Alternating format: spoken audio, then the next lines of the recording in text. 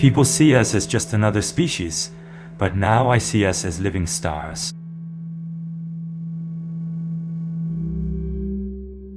The recent realization that people are more than just another species has brought a new perspective on life. This video explores how this insight changes our relationships and the challenges it brings.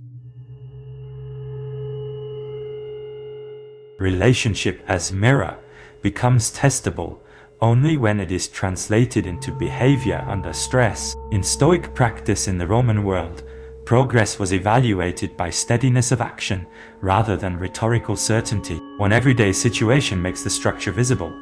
At dinner, someone challenges a deeply held belief, and the body tightens before any words appear. The active driver there is experiential avoidance, which compresses perception into a defensive script. Locating that driver precisely is the first corrective move.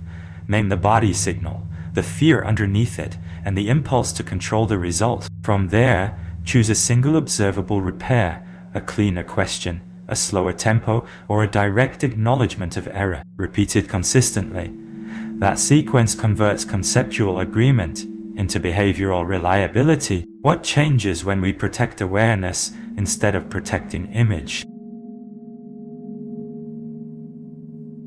Embodied moment is less about belief and more about calibration under real pressure. A useful lineage here is Sufi discipline in medieval lodges, where practitioners treated attention as trainable craft rather than inherited gift. The pattern surfaces in recognizable settings during a team meeting. Praise for someone else triggers a silent comparison spiral. What narrows options in that moment is status signaling and impression management, rewarding fast self-protection and penalizing honest uncertainty. The method is procedural, not motivational. Slow the tempo, restate the immediate fact pattern without interpretation, and execute one low-risk corrective action. Tracking outcomes across separate days reveals whether comprehension is actually expanding or merely sounding more sophisticated, which reaction is survival, and which reaction is habit wearing spiritual language.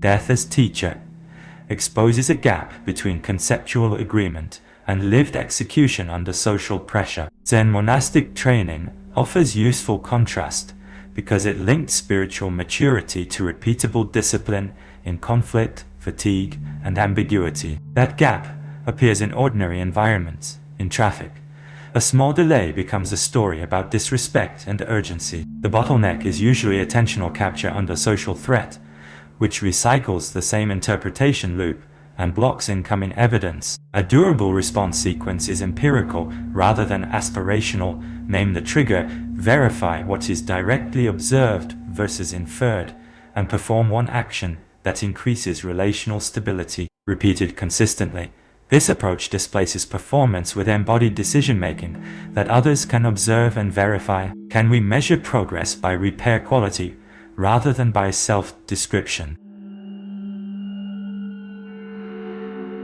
Power and privilege can be treated as a systems problem inside the person, rather than a language problem. In early desert monastic reflection, teachers emphasized implementation fidelity. The same principle must survive pressure, conflict, and social friction without softening. A practical example clarifies the requirement. A late message from family is read as criticism, even before the full context is known. Under load, ruminative looping under uncertainty dominates and converts open attention into predictable self-justification. The operational correction is specific. Pause long enough to reduce physiological reactivity, describe the current observable signal without embellishment, and execute one action that repairs trust rather than defends position. Outcomes register across relationships and work decisions, not in private reflection alone. What happens when we name the defense before we justify it? The plateau gains traction when it moves from philosophy into repeated behavioral experiment. In Taoist contemplative tradition, practitioners evaluated development by consistency of response across high-stakes situations, not by quality of articulation during calm intervals. A familiar setting demonstrates why this matters. After a mistake at work, the mind starts rehearsing defenses instead of repair. The hidden architecture of that moment is identity fusion with a preferred self story, narrowing available responses before deliberate thought can engage. Interrupting that sequence requires precision. Register the first signal before the narrative solidifies, separate the observable fact from the interpretation layered on top, and substitute one response with lower conflict cost, verified over multiple recurrences.